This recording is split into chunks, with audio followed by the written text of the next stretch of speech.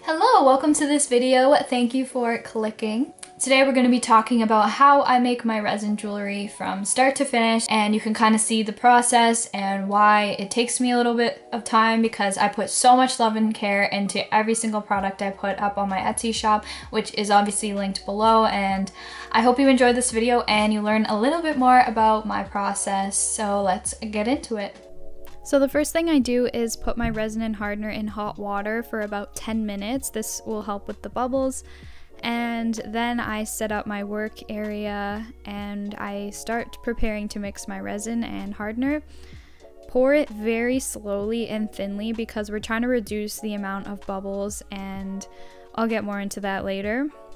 Then we set our timer as usual for 4 minutes and mix very, very slowly. I sped up this video, but make sure you're stirring as slowly as possible because this also reduces the bubbles. Then I place it again in hot water and be very, very careful that you don't get any water in it. You'll see why later in this video. But yeah, then I pick my flowers and whatever I want to go in my candles and necklaces, and then I get my molds out and ready.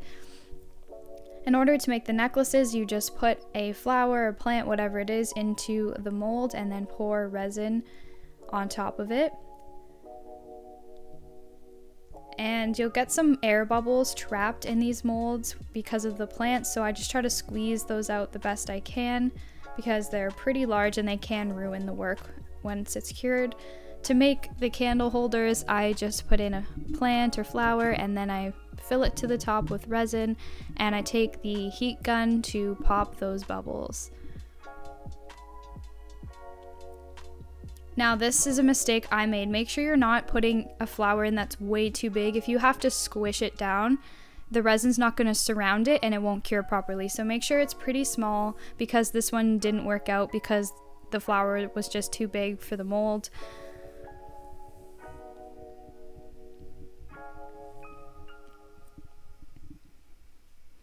And then I repeat this process about 15 times and I leave it to dry for 24 hours. Now you're gonna see what happened because some water got into my molds and it just completely ruined so many of them. See how tacky it is? It didn't cure properly.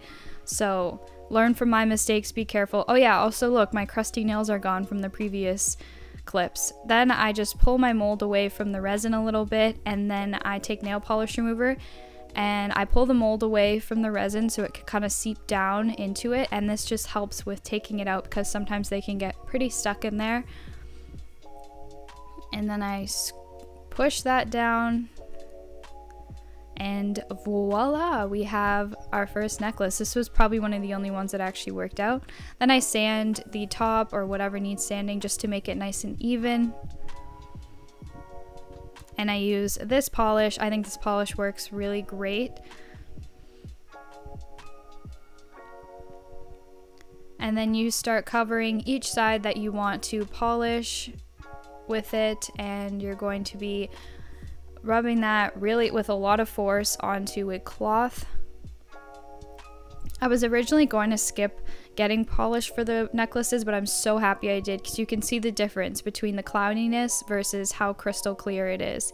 Then I wash all the polish off, and I usually go and run it under the sink as well. Now we are putting in the little top hook, and for that I just screw it in. I try to do this step pretty soon after I take the resin out of the mold so that the resin is a little bit softer than if it were to be a few hours later when it gets very hard and cured.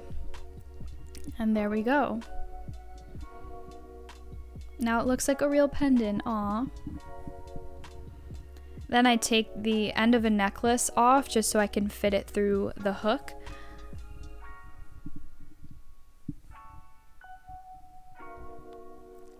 And we feed that necklace through. I have them in all sorts of colors. For this one I chose like an off-white or like a cream. And then I put the end of that necklace right back on. I've broken so many nails doing this, oh my goodness. And there we go, that is our necklace. Next, I take promo photos for the store, so I take close-ups and I take the ones of it around my neck and all of that. Next, I log into my Etsy shop and we get ready to make some listings. And this is my Etsy shop currently, and it will be linked below if you're interested in shopping. I have lots more coming, so stay tuned. Then I go on to Instagram or whatever editing app, and I usually turn up the brightness and highlights a little because I have a lot of chest redness and we don't want that in our photos. This is the listings. This is probably my least favorite part because this takes forever.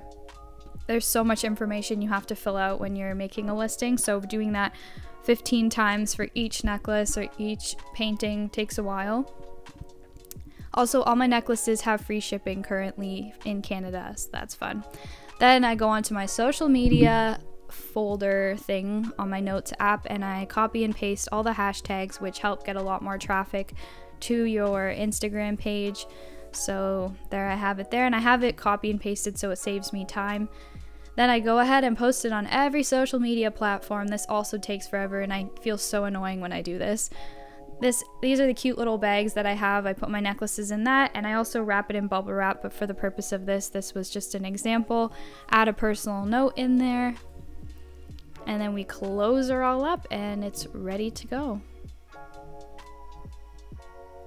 I hope you enjoyed my lengthy-ass process. It is just a one-woman operation over here, so that's why it can take me a little bit of time, but I just love putting so much love, care, and effort into everything I do for the store because it's a huge passion project for me. I don't make any money back at this current moment, but you gotta start somewhere, so it's just like a huge passion project, and I love what I do, so I love putting this effort.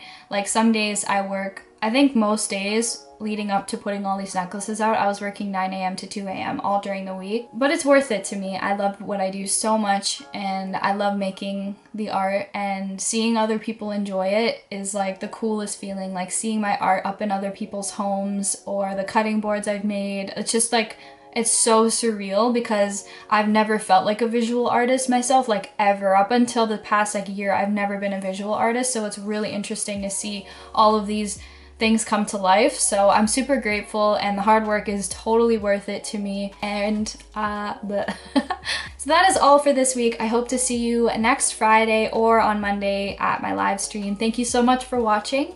I'll see you later. Bye.